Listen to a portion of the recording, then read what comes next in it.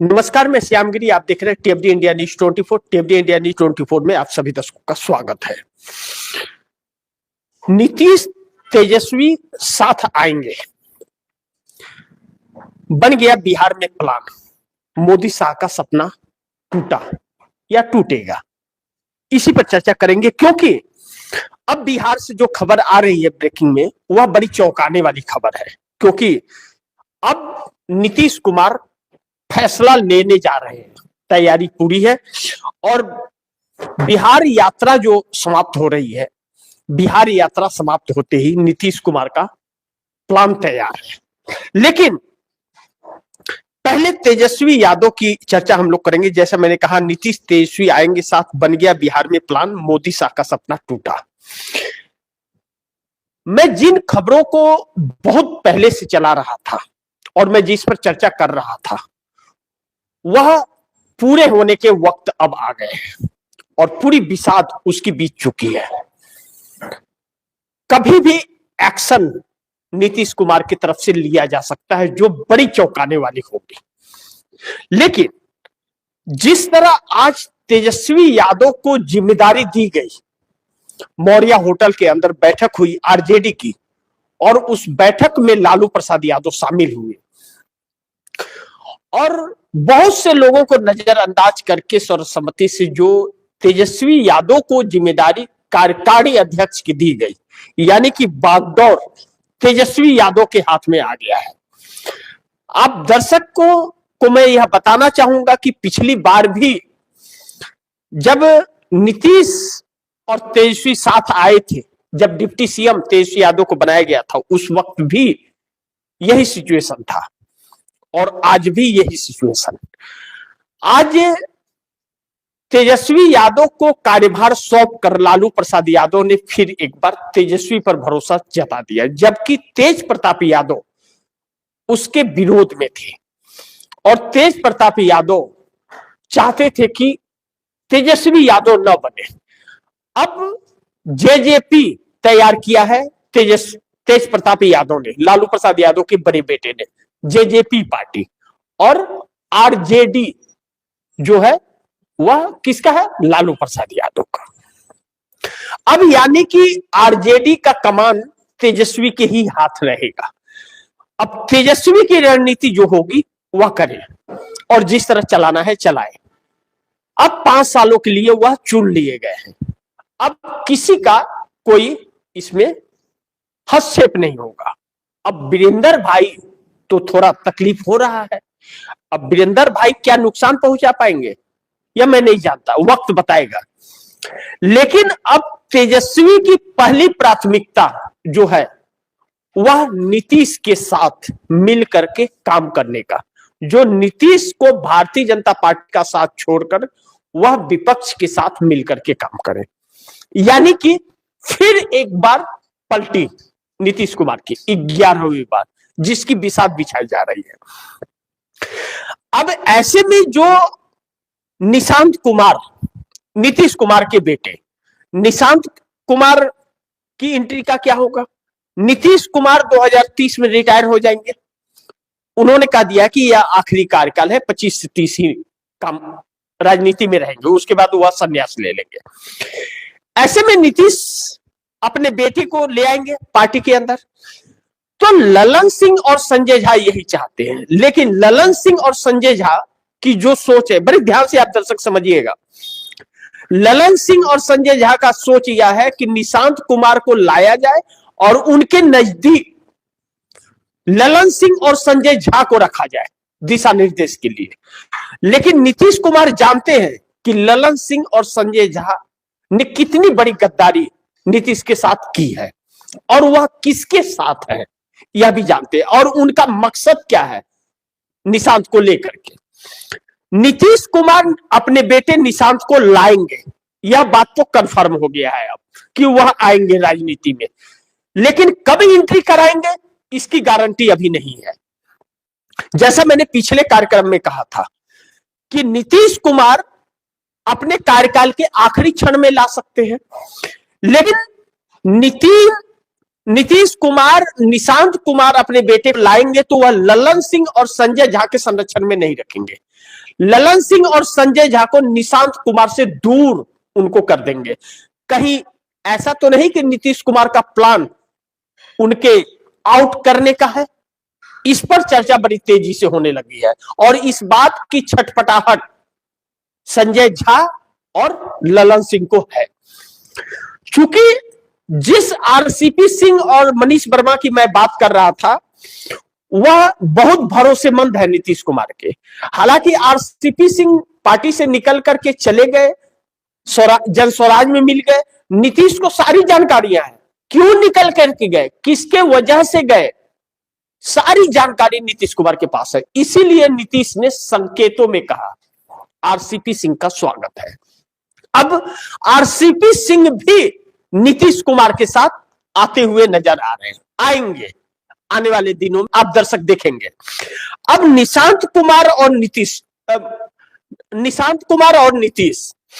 निशांत को लाने का फैसला नीतीश को करना है, लेकिन नीतीश उसके पहले, निशांत को लाने के पहले नीतीश उन लोगों को तैयार करेंगे, अपने विश्वसनीय लोगों को, जो निशांत कुमार का मार्गदर्शक करेंगे, उनको राय मशवरा जो देंगे और पार्टी को मजबूत करने का, उनके नजदीक जो टीम रहेगी पहले उसकी तैयारी और उसका विश्वास हासिल करेंगे, उसके बाद निशांत को एंट्री कराएंगे। लेकिन ललन सिंह और संजय झा को उनके नजदीक नहीं फटकने देंगे, यह बात तय हो गई है। अब इन सारी चीजों में थोड़ा बीजेपी की चर्चा कर लेते हैं। अब सम्राट चौधरी जो इस वक्त डिप्टी सीएम और गृह मंत्री हैं, और विजय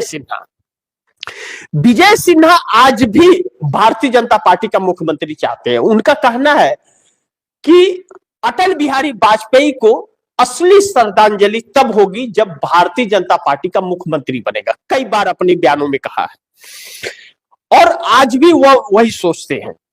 लेकिन वह सपना पूरा होगा कि नहीं वह तो मैं नहीं जानता, लेकिन अब विजय सिन्हा और सम्राट चौधरी डिप्टी सीएम रहेंगे कि नहीं, इस पर चर्चा जरूर हो सकती है, क्योंकि नीतीश कुमार का जो प्लान है वह भारतीय जनता पार्टी को एग्जिट करने का तैयार हो रहा है और यह अब बहुत जल्द कहा जा रहा है कि अब इसकी चर्चा बड़ी तेजी से होने लगी है कि यात्रा समाप्त होते ही विधानसभा की शुरुआत में यह कदम उठाए जा सकते हैं।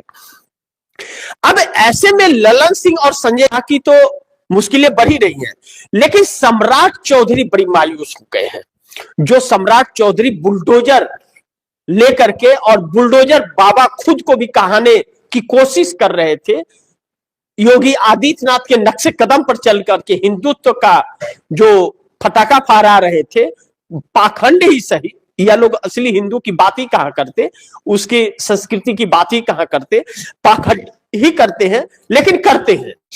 तो जो बुलडोजर चलाया जा रहा था और जो यह दिखाने के लिए कि हिंदुत्व का ठेकेदार है, लेकिन नीतीश कुमार ने उस पर ब्रेक लगा दिया। अब बिहार के अंदर जिस तरह से घटनाएं घटित हो रही हैं, अब पूरी जिम्मेदारी सम्राट चौधरी की हो गई, क्योंकि गृह मंत्रालय इन्हीं के पास है। पुलिस प्रशासन किस हाल में है, किस तरह बेहाल है, यह भी हर कोई जानता है। अब ऐसे में सम्राट चौधरी को जब से यह भनक लग गई, और पहले तो भारतीय जनता पार्टी के लोगों को अपनी यात्रा में शामिल होने से मना कर दिया, अपने कार्यक्रम में उनको आने के लिए नो एंट्री का बोर्ड लगा दिया कि भाजपा का कोई नहीं आएगा, आरजेडी के कार्यक्रम में आरजेडी के लोग ही रहेंगे, भाजपा के नहीं रहेंगे। अपनी यात्रा के दौरान भाजपा विधायक को नहीं आने दिया। तो ऐसे में सम्राट चौधरी यह समझ गए हैं कि अब सत्ता ज्यादा दिन उनके हाथ में नहीं है, और जो पावर इस वक्त है वह पावर ज्यादा दिन नहीं रहने वाला है। कभी भी किसी भी वक्त नीतीश कुमार पाला बदल करके पावर छीन सकते हैं। और तेजस्वी यादव को जो अब राष्ट्रीय कार्यकारी अध्यक्ष बना दिया गया, अब नीतीश का यात्रा समाप्त होने के बाद और विधानसभा सत्र समाप्त होने के बाद तेजस्वी यादव पूरे बिहार में यात्रा निकालेंगे अपनी पार्टी को मजबूत करने के लिए। और कांग्रेस का भी कुछ ऐसा ही वो है कि कांग्रेस भी अब यात्रा निकालेगी, वह गठबंधन नहीं करेगी अब, आरजेडी के साथ गठबंधन में नहीं रहेगी। आरजेडी को कांग्रेस की शर्तों पर रहना पड़ेगा, कांग्रेस उनकी शर्तों पर नहीं जाएगी। यह फैसला हो चुका है कांग्रेस का। और कांग्रेस अब पूरे नेतृत्व को बदल रही है, जो आरजेडी के नजदीक न रहा हो, जो कांग्रेस के विचारों का हो। ऐसे में आरजेडी को टेंशन है, इस बात से इंकार नहीं किया जा सकता। लेकिन दोनों ही पार्टियां नीतीश कुमार के सपोर्ट पे खड़ी हैं। अब ऐसे में तेजस्वी यादव यात्रा निकालेंगे तो क्या कितना लाभ उठा पाएंगे, यह वक्त बताएगा। लेकिन नीतीश कुमार कहीं न कहीं यह इशारा दे दिया है कि नीतीश और तेजस्वी आएंगे एक साथ आएंगे। यह प्लान बिहार में पूरी तरह से तैयार हो चुका है, प्लान बन चुका है। इसको लेकर के अब मोदी शाह के टेंशन शुरू है और दिल्ली में बैठकों का भी दौर शुरू है। लेकिन नीतीश और तेजस्वी की तैयारी जो है बिहार में, लग रहा है कि बदलाव होके रहेगा। अगर तैयारी इस तरह की है जैसी चर्चा में है, मैंने आप दर्शकों को बताया, तो इसका मतलब बदलाव होके रहेगा, इसमें कोई शक नहीं है। अब लेकिन सम्राट चौधरी जिसका जिक्र मैंने किया, मायूस है, उनका सपना टूटता हुआ नजर आ रहा है।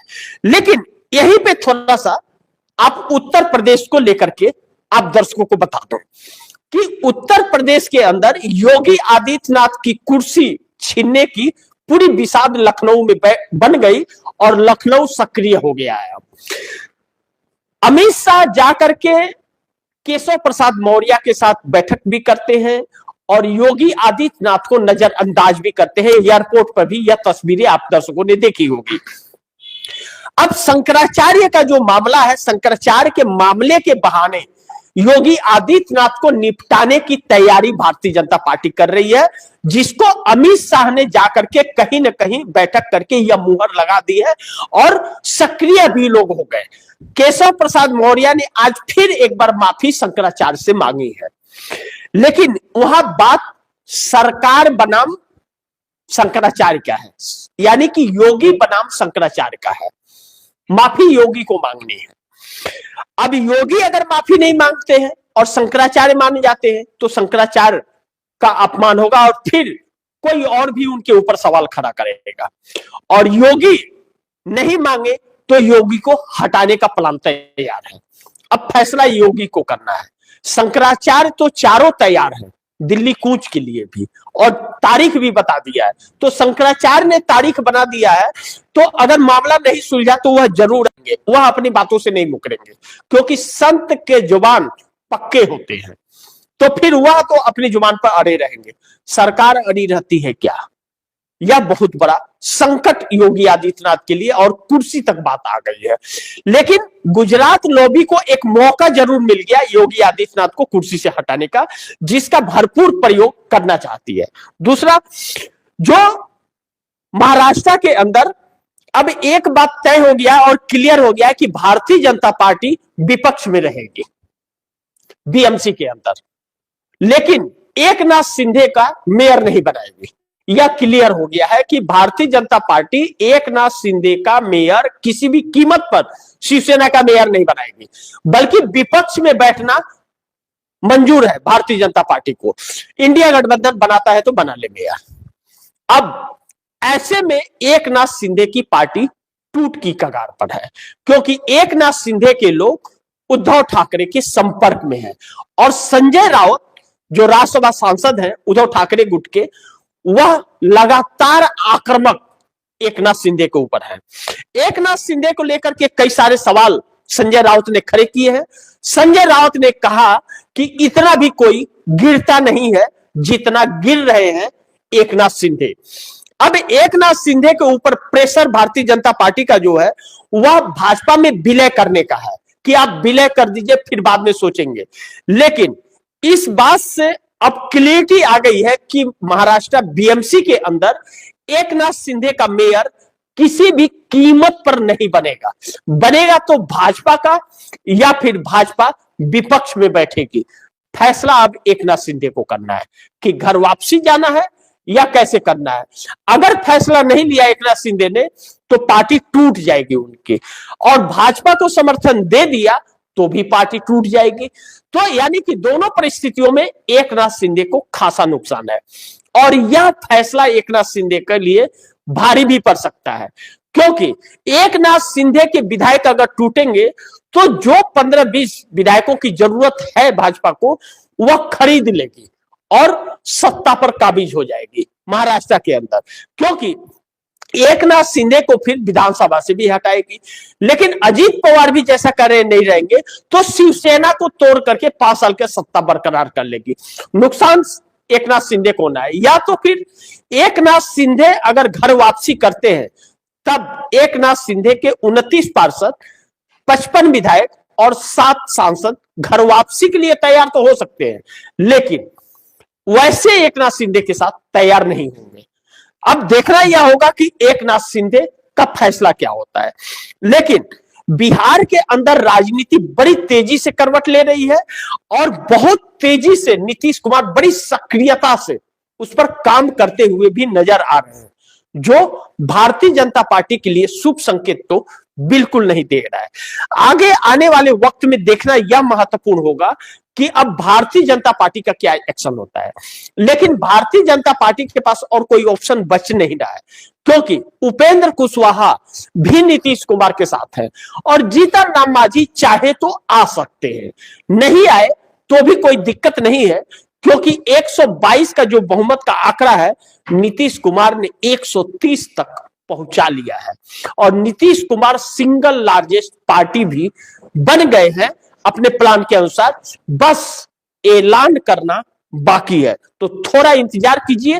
बिहार बहुत चौंकाने वाला है और महाराष्ट्र ने पेच फंसा दिया है। दोनों तरफ से कौन मारेगा बाजी, इसी का इंतजार है। तो देखते हैं आगे क्या होता है। जो भी होगा खबरें आप दर्शकों तक पहुंचाते रहूंगा। आप दर्शकों की क्या राय है, क्या सुझाव है, कमेंट बॉक्स में जरूर दीजिएगा। इस खबर को ज्यादा से ज्यादा शेयर कीजिएगा, अपने दोस्तों को भी कहिएगा आगे शेयर करें। और आपने अगर टीएफडी इंडिया न्यूज़ 24 को सब्सक्राइब नहीं किया है तो सब्सक्राइब कर लीजिएगा, अपने दोस्तों को भी कहिएगा टीएफडी इंडिया न्यूज़ 24 को सब्सक्राइब करें। मिलते हैं अगली खबर के साथ, तब तक के लिए नमस्कार।